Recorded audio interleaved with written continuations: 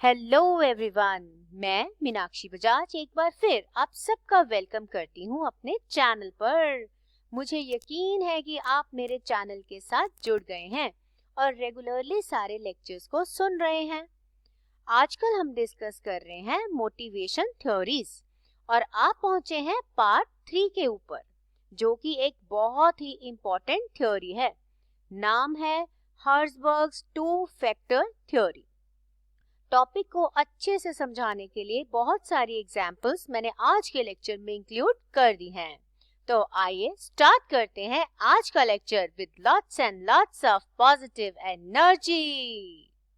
तो my dear learners, आपने ये वाला चार्ट पहले भी देखा है, क्योंकि पिछले पार्ट्स में मैंने फर्स्ट और सेकंड दोनों थ्योरीज को काफी डिटेल में डिस्कस कर दिया है। उसके लिंक मैंने डिस्क्रिप्शन बॉक्स में दे दिए हैं। तो थर्ड थ्योरी स्टार्ट करने से पहले मैं आपको सजेस्ट करती हूँ कि आप चैनल को सब्सक्राइब कर लीजिए, वीडियो को भी लाइक जरूर कीजिएगा और ज्यादा से ज्यादा लेक्चर को शेयर कीजिए ताकि एजुकेशन बढ़ती ही जाए। तो आइए सीखना शुरू करें। इस थ्योरी को देने वाले साइकोलॉजिस्ट एक अमेरिकन थे। पूरा नाम है फ्रेडरिक हर्ट्जबर्ग और थ्योरी जो है वो 2 फैक्टर थ्योरी है। उन्होंने इस थ्योरी को बनाने के लिए 200 यानी 200 इंजीनियर्स और अकाउंटेंट्स के ऊपर रिसर्च की थी। जब उन्होंने रिसर्च करी तो उन्होंने ये जाना कि 2 ऐसे सेट्स हैं जिसके बेस पर ह्यूमन मोटिवेशन चलती है। ये 2 सेट्स क्या हैं? पहली है जॉब सेटिस्फेक्शन और दूसरा है जॉब डिससेटिस्फेक्शन। इस थ्योरी को देते समय उन्होंने रिसर्च करी और रिस्पोंडेंट से एक ही बात पूछते चले गए। उन्होंने रिस्पोंडेंट्स को ये बोला कि आप डिस्क्राइब कीजिए अपनी जॉब के वो वाले एलिमेंट्स जो या तो आपको बहुत खुशी देते हैं या आपको उदास कर देते हैं, यानी कि खुशी नहीं देते। यानी इस थ्योरी के ऊपर सारा स्ट्रेस 2 फैक्टर्स के ऊपर ही था। पहला था फीलिंग ऑफ अनहैप्पीनेस। क्या चीजें हैं जो एम्प्लॉय को खुशी नहीं देती? उन्होंने ये बोला कि जो वर्किंग इन्वायरमेंट होती है यानी कंपनी का माहौल, वो ही होता है कारण एक एम्प्लॉय को खुशी ना देने का। दूसरा उन्होंने बोला है फीलिंग ऑफ हैप्पीनेस, यानी खुश फील करना, और ये जाना कि जो खुशी है वो रिलेटेड होती है नौकरी के साथ, जो जॉब हम कर रहे हैं उसके साथ। अपनी रिसर्च पूरी करने के बाद जो कंक्लूजन उन्होंने निकाला, उस कंक्लूजन को उन्होंने पब्लिश करवाया।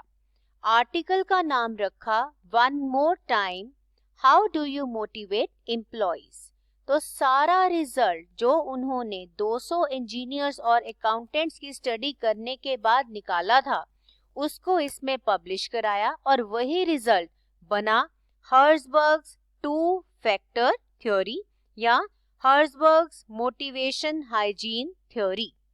अब बारी आ गई इन 2 फैक्टर्स को डिस्कस करने की। अब आप स्लाइड को ध्यान से देखिए।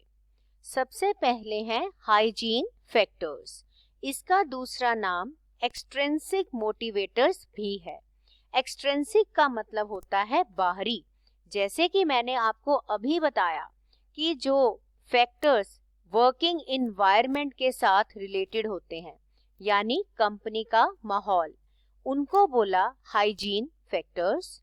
दूसरे फैक्टर्स जो थे उनका नाम दिया मोटिवेशन फैक्टर्स। साथ में मैंने क्या लिखा है? इंट्रिंसिक मोटिवेटर्स, यानी अंदरूनी भावनाएं।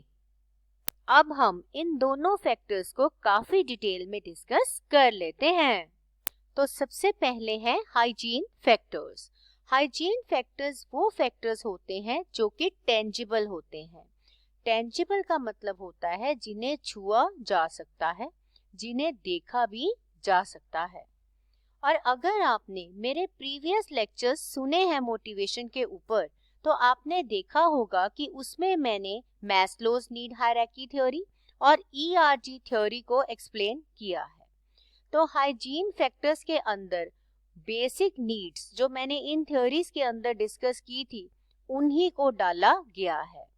तो हाइजीन फैक्टर्स वो फैक्टर्स होते हैं जो कि एक्चुअल जॉब में प्रेजेंट नहीं होते, लेकिन कंपनी का जो माहौल है, जो सराउंडिंग्स है, उसमें प्रेजेंट होते हैं और एक एम्प्लॉय के ऊपर काफी फर्क डालते हैं।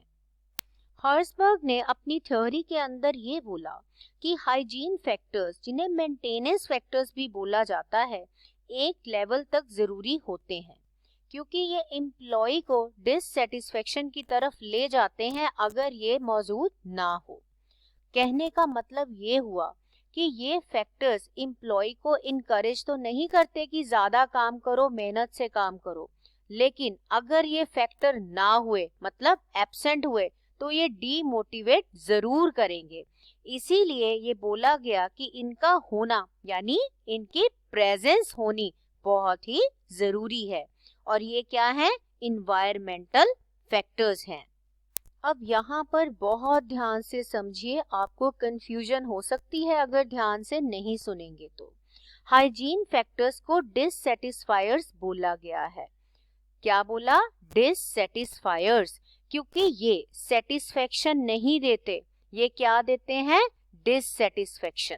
मतलब अगर ये प्रेजेंट होंगे तो ये कोई भी मोटिवेशन को नहीं बढ़ाएंगे, लेकिन अगर ये एब्सेंट हुए तो ये डिससेटिस्फेक्शन जरूर दे जाएंगे।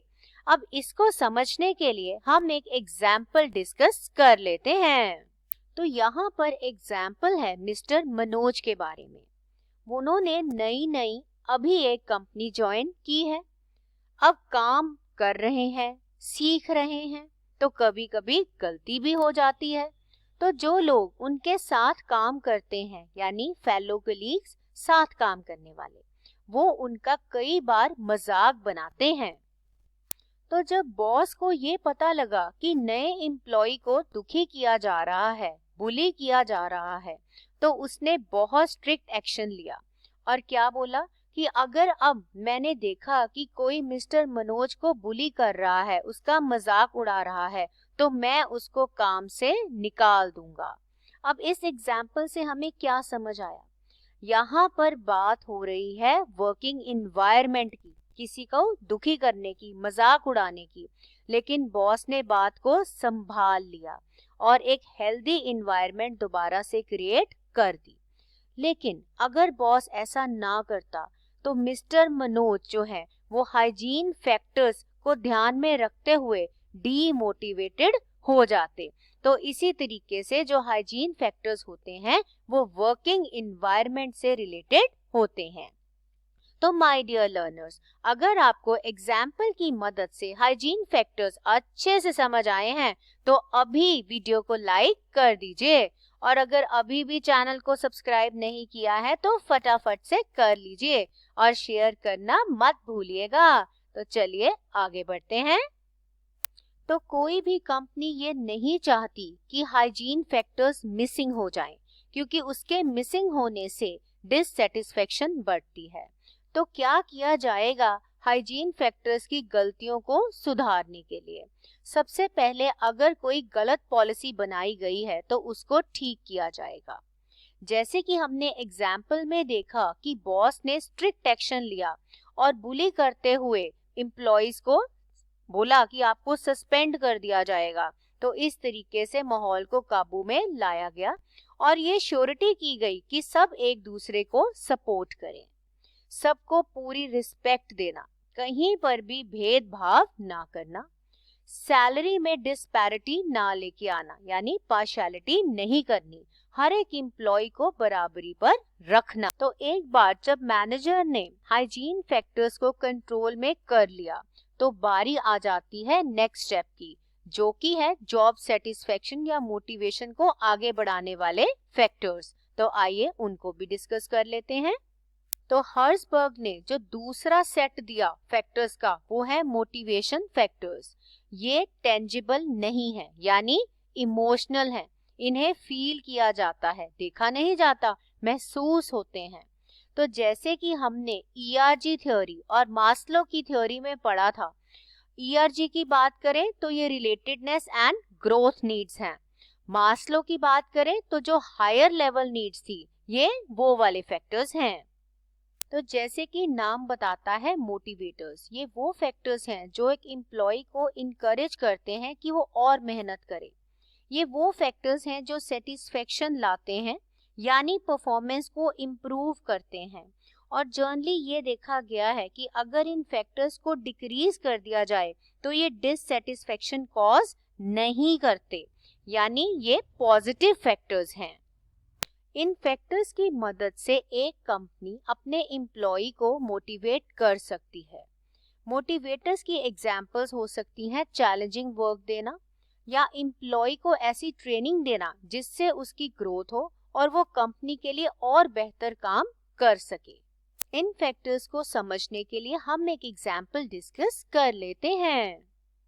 तो एग्जांपल है यहाँ पर मिसेस श्वेता के बारे में। उन्होंने दिन रात मेहनत करी और मेहनत करते हुए अपने प्रोजेक्ट को बहुत अच्छे से कंप्लीट करा। अब आप ध्यान से देखिए, उन्होंने मेहनत करी और यहाँ पर हम डिस्कस कर रहे हैं मोटिवेशनल फैक्टर्स। तो उसके तहत उनके बॉस ने उनकी बहुत तारीफ करी और उनको ऑनर किया, उन्हें अवार्ड दिया एम्प्लॉय ऑफ द ईयर का।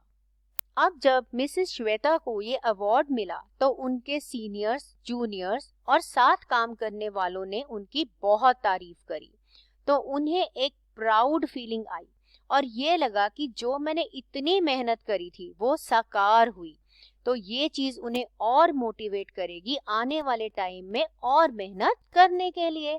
तो ये होते हैं मोटिवेशनल फैक्टर्स। अवार्ड देना जरूरी नहीं था, ना मिलता, सिर्फ तारीफ होती तो भी वो सही रहती, लेकिन यहाँ पर अवार्ड ने क्या काम किया, और ज्यादा मोटिवेट करने का। तो आई होप आपको टॉपिक अच्छे से समझ आ रहा है। तो like, share and subscribe. Motivation factors को बढ़ाने के 3 तरीके हैं। सबसे पहले है जॉब एनरिचमेंट, यानी एम्प्लॉइज को और मुश्किल काम, चैलेंजिंग काम देना ताकि उनकी काबिलियत बढ़े। जॉब एनलार्जमेंट, इसके अंदर डिफिकल्ट काम तो नहीं दिया जाता लेकिन नंबर ऑफ टास्क बढ़ा दिए जाते हैं, काम बढ़ा दिया जाता है। एम्प्लॉय एम्पावरमेंट, इसके अंदर भी डेलीगेशन होती है रिस्पॉन्सिबिलिटी की। और अगर आप डेलीगेशन और रिस्पॉन्सिबिलिटी को डिटेल में सीखना चाहते हैं तो इनके वीडियो लेक्चर्स मेरे चैनल पर अवेलेबल हैं। तो यहाँ तक हमें अच्छे से समझ आ गया कि एक है फैक्टर्स ऑफ सेटिस्फेक्शन और एक है फैक्टर्स ऑफ डिससेटिस्फेक्शन। तो ये उसकी एग्जांपल्स हैं। आप स्लाइड को रोक के इन एग्जांपल्स को ध्यान से समझ सकते हैं और पेपर में लिखना मत भूलिएगा। तो यहाँ पर हमें समझ आई इनवर्स रिलेशनशिप, यानी रिलेशनशिप जो है वो उल्टी है। मोटिवेटर्स जो है वो मोटिवेशन को इंक्रीज करते हैं जब प्रेजेंट हो। हाइजीन फैक्टर्स जो हैं वो मोटिवेशन को रिड्यूस करते हैं जब एब्सेंट हो। तो हर्सबर्ग ने कंक्लूड किया और उन्होंने बोला कि जॉब सेटिस्फेक्शन का ऑपोजिट है नो सेटिस्फेक्शन और डिससेटिस्फेक्शन का मतलब है ऑपोजिट नो डिससेटिस्फेक्शन। इसीलिए तो 2 फैक्टर्स स्टडी करे उन्होंने, हाइजीन और मोटिवेशन। अब बारी आ गई इस थ्योरी की कमियों की। तो सबसे पहली कमी यही है कि सिर्फ 200 लोगों की स्टडी करके थ्योरी बना दी। अगली कमी ये है कि सारा ध्यान जो है वो सेटिस्फेक्शन के ऊपर ध्यान दिया, परफॉर्मेंस के ऊपर स्टडी की ही नहीं। और इस थ्योरी के अंदर कोई भी एग्जैक्ट वे नहीं बताई गई कि एम्प्लॉय की सेटिस्फेक्शन को कैसे बढ़ाना चाहिए। और जनरली ये देखा गया है कि एम्प्लॉयज बायस हो जाते हैं। बायस का मतलब है अपने हिसाब से बात को बदल देते हैं, यानी कि जब तो कुछ अच्छा होता है उसका क्रेडिट खुद ले लेते हैं और जब कुछ बुरा होता है तो वो अपना एनवायरनमेंट के ऊपर उसकी बुराई डाल देते हैं। तो इसके साथ ही हमारा टॉपिक खत्म हुआ। मिलेंगे बहुत जल्द एक नए वीडियो लेक्चर के साथ, यानी कि एक नई मोटिवेशन थ्योरी के साथ। तो मेरे चैनल के साथ जुड़े रहिए और सीखते रहे नए नए टॉपिक्स को। तो मैं आपको विश करती हूँ ऑल द बेस्ट। मिलते हैं बहुत जल्द। भूलिएगा नहीं, लाइक, शेयर एंड सब्सक्राइब।